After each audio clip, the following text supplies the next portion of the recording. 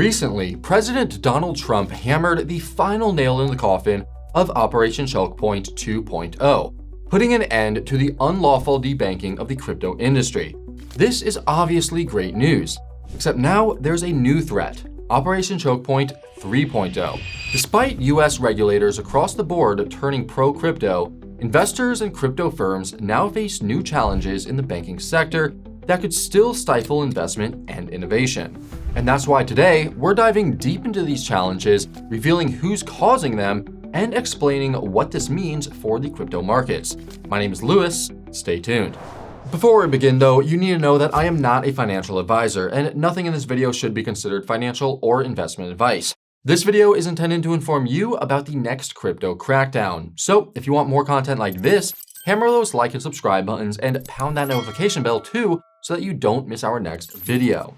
Now, if you've never heard of Operation Chokepoint, here's what you need to know. The original Operation Chokepoint began in 2013. It involved cutting off US banking services to companies tied to firearms, drugs, payday loans, and more. It's also believed to be why early crypto firms struggled to gain access to banking services, forcing many offshore during crypto's early years. What's wild is that Operation Chokepoint was never voted on by US politicians. It was a rogue operation believed to have started with the Department of Justice, though evidence also points to the Consumer Financial Protection Bureau, or CFPD. The CFPD was incidentally proposed in 2007 by Senator Elizabeth Warren, arguably the most anti-crypto politician alive. And this brings us to Operation Chokepoint 2.0. This is a term coined by Castle Island Ventures analyst Nick Carter and can be summed up as a coordinated attempt by regulators to choke out the crypto industry by restricting its access to banking. In other words, 1.0 focused on the industries that governments didn't like, while 2.0 focuses on the crypto industry specifically. Unofficially, this sequel seems to have started in early 2022, after JP Morgan closed Uniswap founder's Hayden Adams' bank account. Adams tweeted about it and got a reply from Brian Quintens, a former commissioner of the Commodity Futures Trading Commission, or CFTC. Quintens said that the Federal Reserve and the Office of the Comptroller of the Currency, or OCC, had been instructed by Democratic politicians to pressure banks into unbanking risky entities, which includes crypto founders, developers, projects, really anything. Officially though, Operation Chokepoint 2.0 began in January of 2023, just months after FTX and Alameda Research collapsed. These failures hit the banking sector, specifically Silvergate, which had supported FTX and its customers. Silvergate's ties to FTX ultimately led to its downfall, or at least that's the official story. In reality, Silvergate was likely just one of FTX's many victims. Regulators appear to have scapegoated it, using the bank as the catalyst for formally launching Operation 2.0. You can learn more in this video right over here. Since then, the crypto industry has faced a major crackdown, mainly from the Securities and Exchange Commission, or SEC. Under former chairman Gary Gensler, enforcement actions were handed out like candy on Halloween.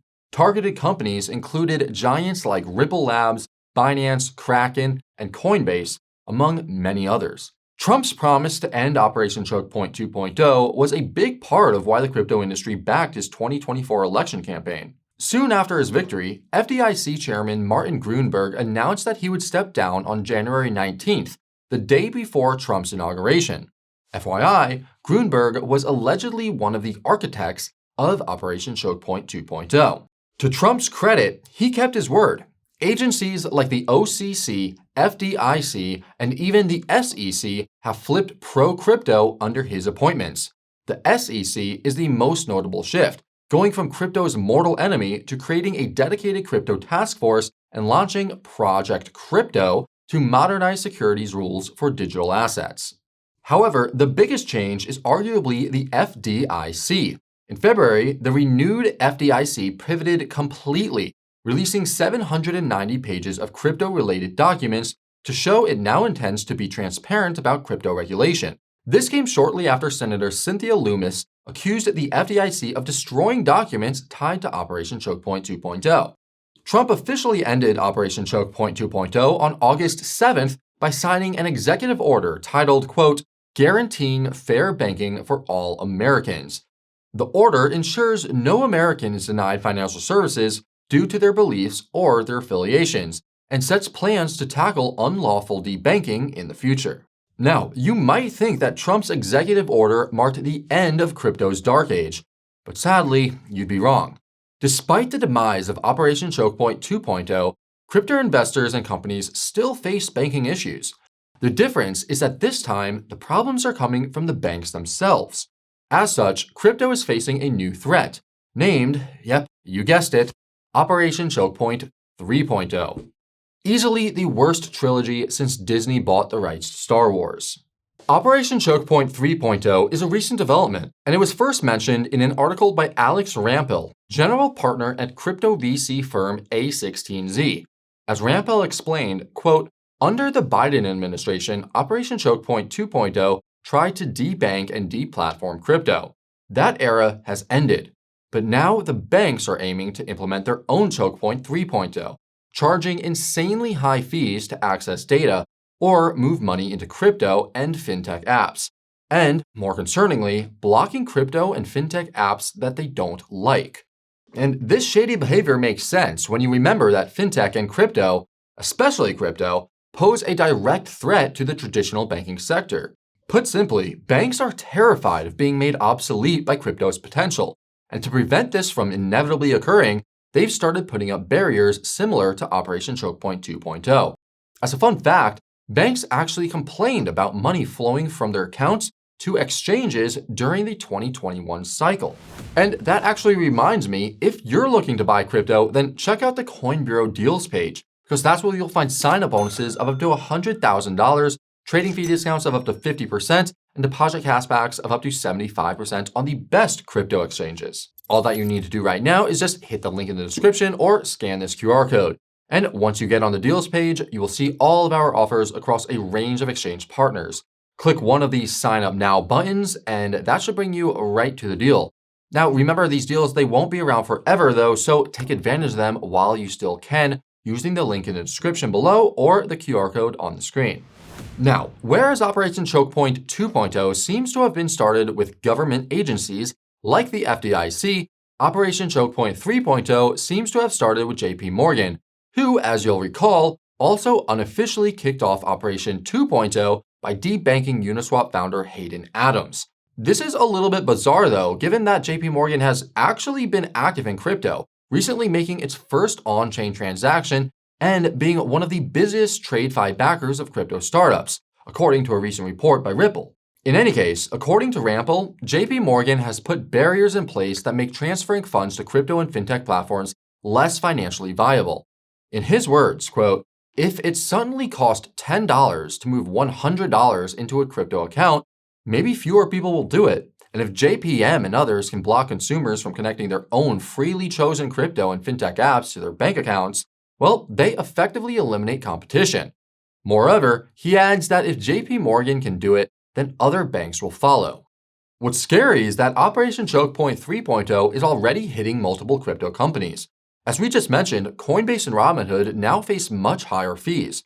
On top of that, Gemini co-founder Tyler Winklevoss warned that excessive fees to access customer banking data could actually bankrupt the company. Yikes. But it's not just Operation Chokepoint 3.0 causing problems. Chris Perkins, president of CoinFund, says current capital reserve rules from the Basel Committee on Banking Supervision, or BCBS, are creating their own choke point, albeit indirectly. These rules lower a bank's return on equity by forcing higher reserves for holding crypto. In other words, it's becoming too expensive for crypto-friendly banks to work with crypto due to additional reserve requirements. This all follows an April report from the Bank of International Settlements, or BIS, claiming crypto could destabilize the financial system while asserting that stablecoins fail as money. This is significant because the BIS acts as a de facto bank for central banks and organizes BCBS conferences. It's also a vocal supporter of central bank digital currencies, or CBDCs. Now, while all these crypto investors and firms in the US continue to face regulatory hurdles, they're not alone. Many countries and territories around the world have restrictions in place that make it harder to invest or even interact with crypto despite their apparent pro-crypto pivots and reasonable crypto regulations, namely the UK and the EU.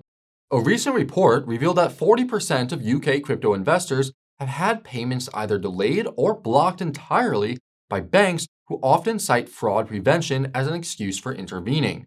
These restrictions are put in place by many high street banks in the UK, including NatWest and Chase UK, the latter being a UK subsidiary of JP Morgan Chase, FYI. That same report found that 29% of UK crypto investors have lodged formal complaints with their banks, 22% have reduced transaction sizes, and 10% have quit crypto altogether. Meanwhile, 35% have switched to more crypto-friendly banks, with Monzo and Revolut being popular choices.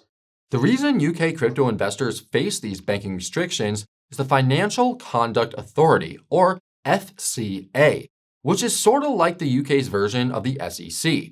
The FCA sets strict rules and guidance around consumer protection and fraud prevention in crypto, which banks then interpret and enforce, often in ways that make life harder for investors. To be clear, the FCA isn't entirely anti-crypto. However, it does treat crypto as a speculative, high-risk asset class, maintaining a cautious and highly regulated approach focused on consumer protection and market integrity. That said, some of these regulations could be considered overly cautious and, in some cases, don't even make sense. Case in point, current FCA guidelines mean that even accessing crypto education can be tricky, sometimes harder than accessing crypto itself. For example, UK residents can't access Binance Research, even though they can use a UK-friendly version of Binance. And this is something that we experience firsthand, as some members of our research team are based in the UK and face this issue constantly. Nothing a cup of tea and a VPN can't fix, though, or so I'm told. Anyhow, UK investors face other restrictions too, including a ban on derivatives and leveraged products. Meanwhile, crypto companies need to meet strict FCA rules for advertisements and promotions, which incidentally is why educational content is harder to access in the UK. In fairness, though, the FCA is slowly warming up to crypto. In early August, it announced that it would lift a 4-year ban and allow UK retail investors to buy crypto exchange-traded notes, or ETNs, starting in October of 2025. For anyone unfamiliar, ETNs are similar to ETFs, except they don't hold crypto directly. They're debt instruments that mirror an asset's performance. It's not exactly embracing crypto with open arms, but it's a start. At the same time, you have the mixed bag of the EU's Markets and Crypto Assets Framework, or MiCA, introduced in 2023 and fully implemented by the end of 2024. MiCA standardizes crypto rules across the EU, aiming to reduce market manipulation and fraud while enhancing transparency and consumer protection.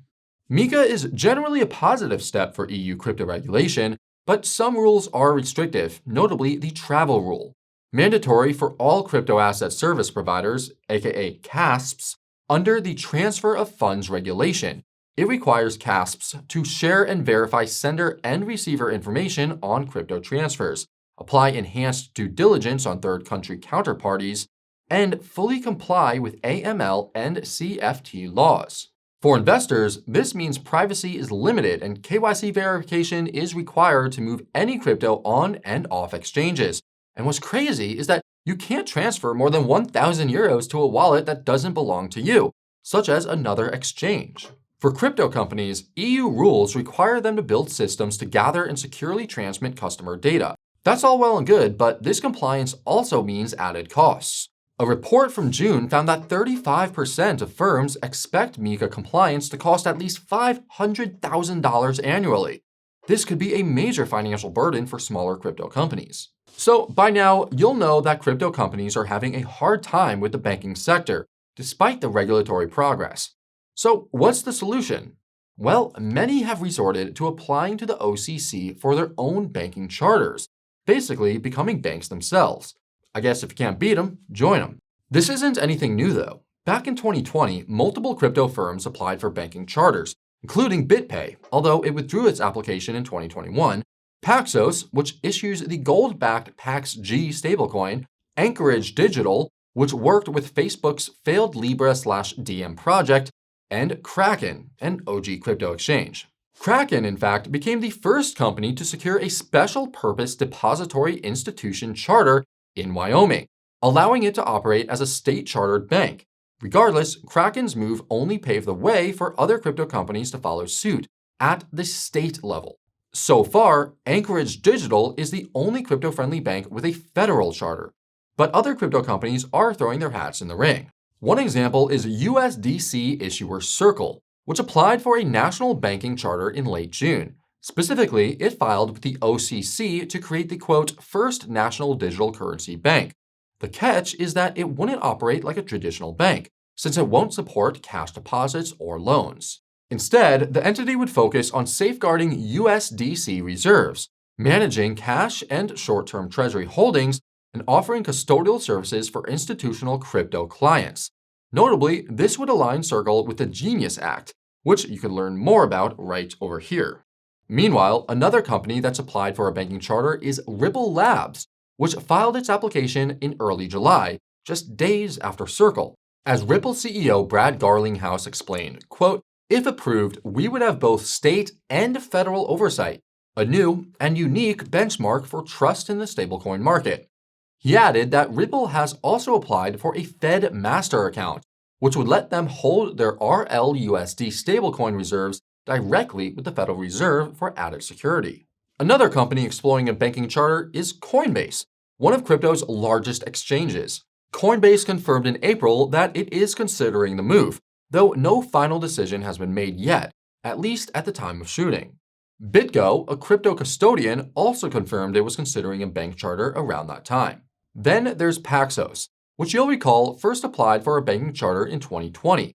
Well, Paxos actually received preliminary conditional approval in 2021, which expired in 2023. In mid-August, though, Paxos filed to convert its New York Limited Purpose Trust charter into a U.S. National Trust Bank charter. I know, quite the mouthful. Now, it's worth noting that these crypto firms aren't seeking banking charters just to sidestep Operation Chokepoint 3.0. Many are motivated by the Genius Act, which incentivizes national bank charters by granting more operational freedom and removing the need for multiple state licenses. Interestingly, banks have noticed this activity, and they're just not happy. In July, U.S. banking groups asked the OCC to delay decisions on crypto companies' bank licenses, claiming they, quote, raise significant policy and process concerns. By mid-August, they pushed further, appealing to Congress to rewrite the Genius Act. In response, two crypto advocacy groups, the Crypto Council for Innovation and the Blockchain Association, urged lawmakers to reject the bank's recommendations. Regardless, this shows just how scared banks are of losing control over the financial sector, and something tells us that this fight is just getting started. And that brings us to the big question. What comes next for the crypto markets? Well, for starters, we should probably expect to see a proliferation of companies trying to become banks. Any crypto companies that are able to get charters will have a competitive advantage in serving crypto clients, since they'll likely pay lower fees and have direct access to payment rails. Not to mention, it arguably adds to their legitimacy too. What's clear though is that as the banks apply more pressure to crypto firms, a growing number will simply resort to other alternatives, either obtaining banking licenses of their own or using stablecoins to avoid the banking sector altogether. Either way, the banks lose. The catch is that this will likely hurt the banking sector, which can retaliate by imposing even stricter fees and other additional challenges. This would result in added friction for crypto companies and investors who otherwise just want access to normal banking services. Put it differently, it looks like we're going to see the banking industry continue pushing back on crypto. The silver lining, though, is that this could cause DeFi to thrive, since it's designed to bypass intermediaries like exchanges and banks entirely. And of course, more DeFi activity means more money flowing into cryptos supporting the DeFi protocols. The obvious standout here is, of course, Ethereum, which hosts 60% of the DeFi ecosystem, according to DeFi Llama.